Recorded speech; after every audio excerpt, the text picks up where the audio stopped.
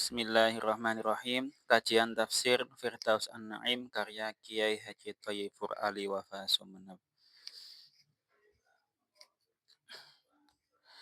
Qala Allah Ta'ala khatamallahu ala qulubihim wa ala sam'ihim wa ala absarihim ghishawatu wa lahum 'adzabun 'adzim.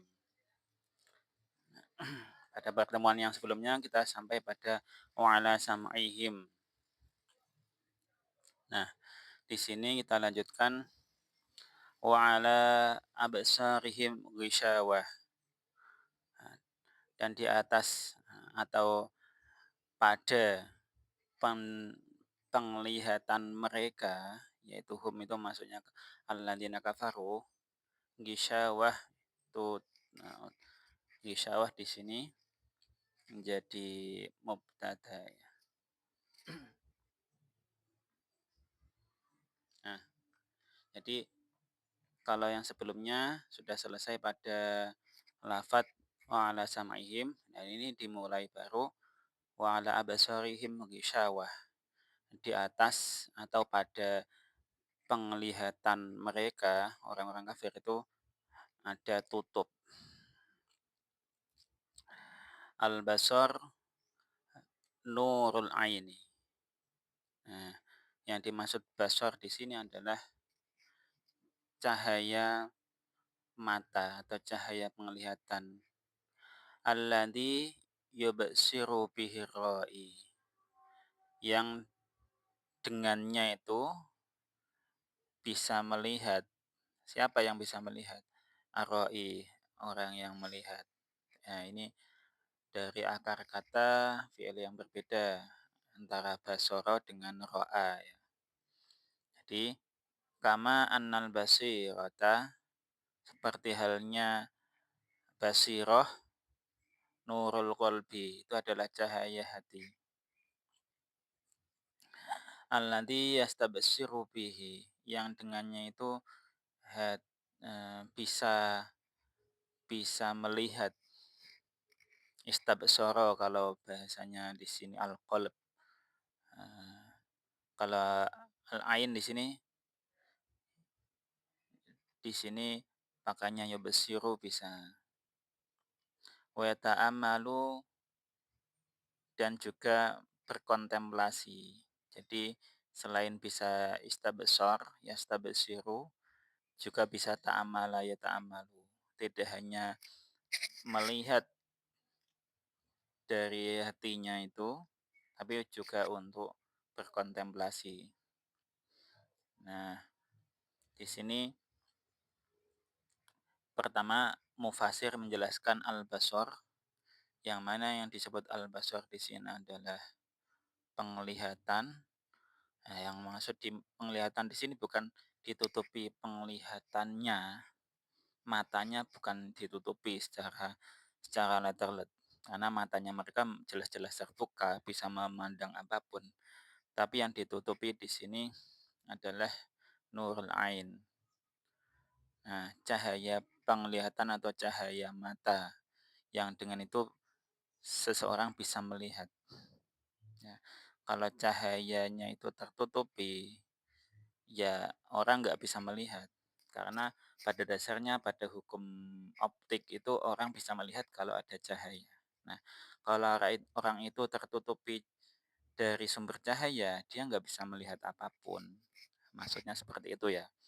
Jadi ala absarihim ghishawah bukan tertutup mata zahirnya, karena jelas-jelas matanya terbuka. Yang tertutup adalah dia tidak bisa menerima cahaya yang bisa untuk melihat kebenaran itu ya.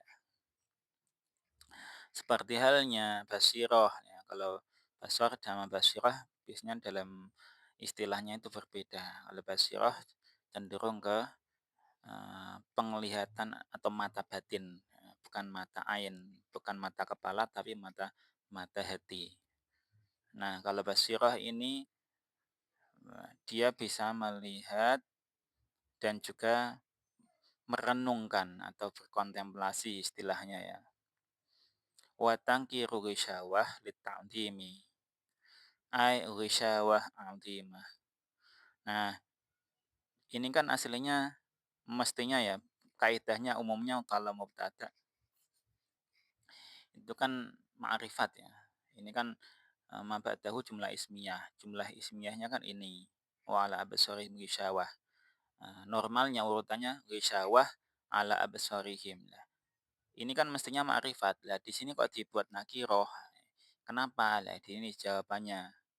Dibuat nakirohnya ghisyawah itu lit ta'dhimi karena untuk dalam rangka membuat itu suatu hal yang besar.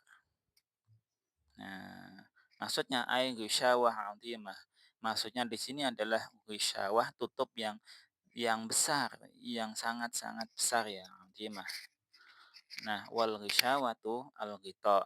Yang dimaksud ghisyawah di sini adalah al-ghita, yaitu tutup.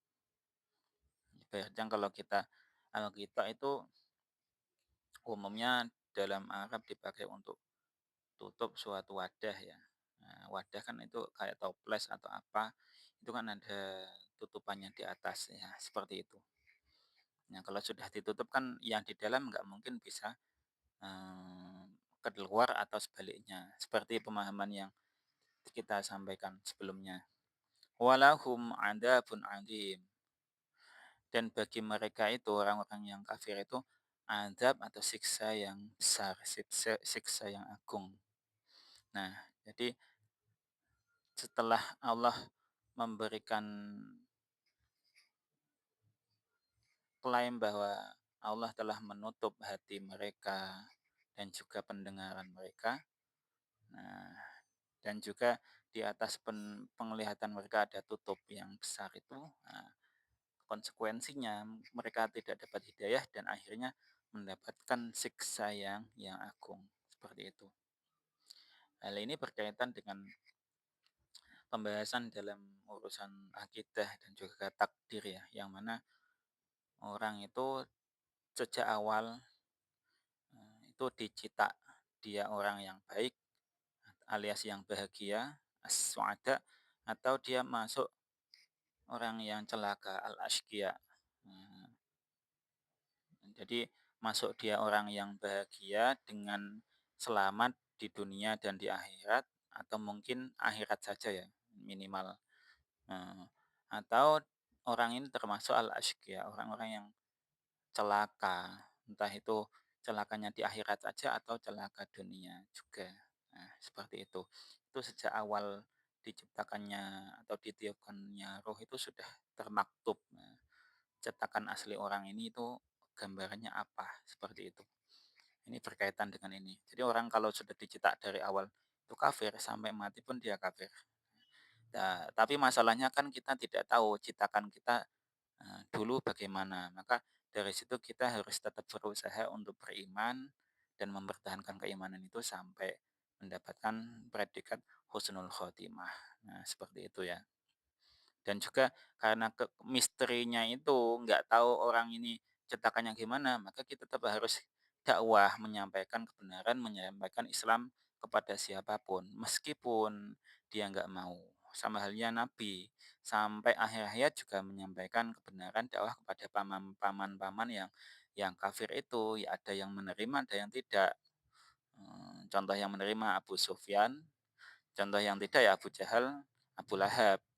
Nah, contoh yang dari awal menerima, contohnya ya termasuk Hamzah, Abbas, itu kan seperti itu.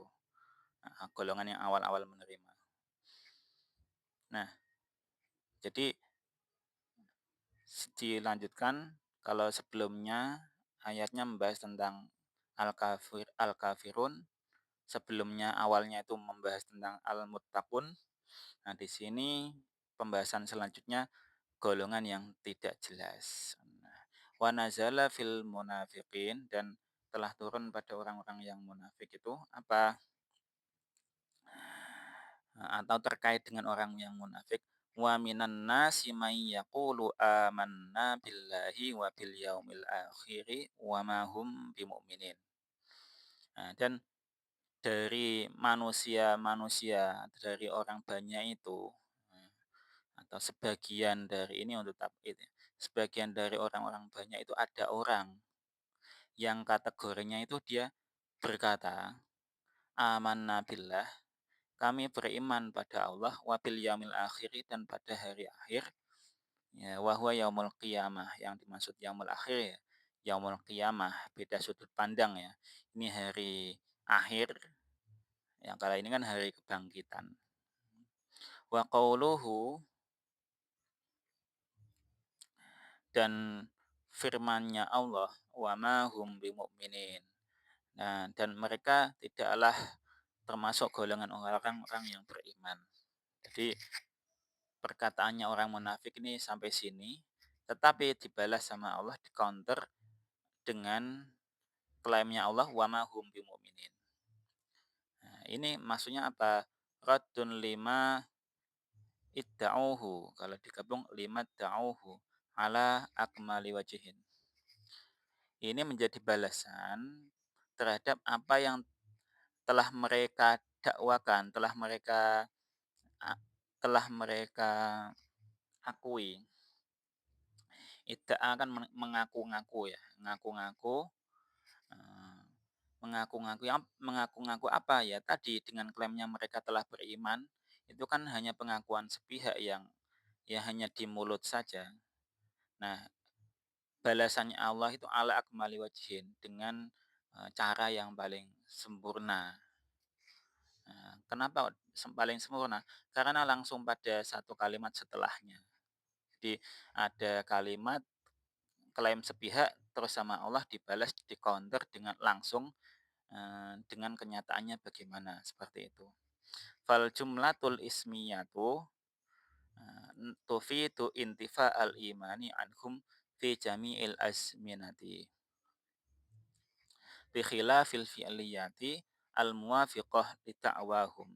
Fala tufidu illa nafiyuhu fil madi. Nah, jadi penjelasan ini, penafsiran ini berkaitan dengan, counter-nya Allah ini loh. Nah, jadi kenapa kok di sini dibuat wa ma hum bimumin dengan jumlah ismiyah. Nah, ini penjelasannya. Adanya jumlah ismiyah ini berfaedah, berguna untuk apa? Menafikan iman dari mereka pada keseluruhan masa. Jadi kita kan tahu ya, insya Allah sobat kajian juga sudah biasa pada permasalahan ini. Kalau ada sosok atau figur karakter yang itu digunakan dengan jumlah ismiyah, tidak pakai fiil, tidak pakai jumlah fi'liyah, maka itu artinya apa? Istimrarul azminah atau istimrarul zaman. Berlangsungnya zaman itu tanpa ada batasan, entah dahulu, sekarang, atau kemudian. Ini berarti apa?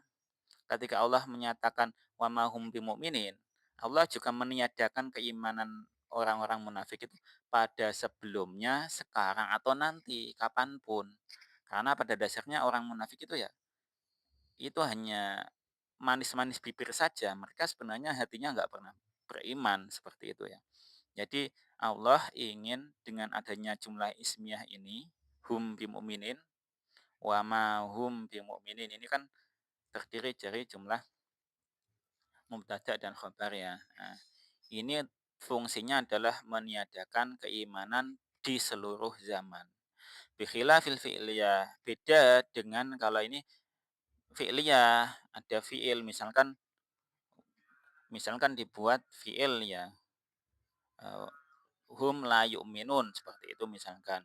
Nah, ini kan berbatas masa. Kalau jumlah fi'liyah itu, eee, seperti ibaratnya sepakat dengan dakwah, klaimnya mereka, dakwahum, sepakat dengan pengakuan mereka. Sama, kalau mereka kan mengakui amanna billah, kami telah beriman, padahal nyata-nyata tidak. Nah, kalau Allah menggunakan jumlah fi'liyah, maka fala tufidu illa nafihu fil madi. Maka hanya akan menafikan keimanan pada masa lalu. Bisa jadi sekarang itu Allah mengakui keimanan mereka padahal tidak, seperti itu ya. Jadi pada masa turunnya ayat ini, Allah langsung menggunakan, menyetop mereka itu dengan jumlah ismiyah ini, sehingga mereka tidak bisa ngapa-ngapain lagi, nggak bisa bales. Karena nyatanya pada zaman dahulu, sekarang dan kemudian mereka memang tidak beriman. Seperti itu ya. Eh, jadi itu yang harus diperhatikan. Kenapa kok Allah menggunakan lafaz wa ma hum bimumin. Jadi dan di Al-Qur'an juga, kasus atau model seperti itu banyak, yang Allah menggunakan jumlah ismiyah untuk menyatakan itu adalah karakter, suatu yang sudah habit, bukan karena dilakukan pada batas waktu, pada waktu tertentu. Jadi munafik itu sudah merupakan karakter yang mendarah daging yang, bukan sekarang mereka tobat, dulu mereka belum belum tobat, dulu mereka masih berdosa, masih pikir-pikir keimanannya, sekarang kemudian tobat, tidak. Yang namanya orang munafik ya selamanya seterusnya seperti itu. Maka dalam ayat yang lain, juz-juz yang lain dijelaskan hukuman orang munafik itu fit asfali, di paling dasar dari neraka. Karena mereka orang yang nggak jelas, tidak hanya itu bisa menyesatkan banyak orang, dan bahkan dalam sejarahnya pengaruh orang-orang munafik ini sangat besar di dalam pertempuran ya antara orang Islam dan kafir, mempengaruhi sejumlah besar pasukan agar tidak mau berperang atau melanjutkan perang. Nah, makanya orang munafik itu karena nggak jelas, dimusuhi oleh agama Islam. Wallahu a'lam bishawab.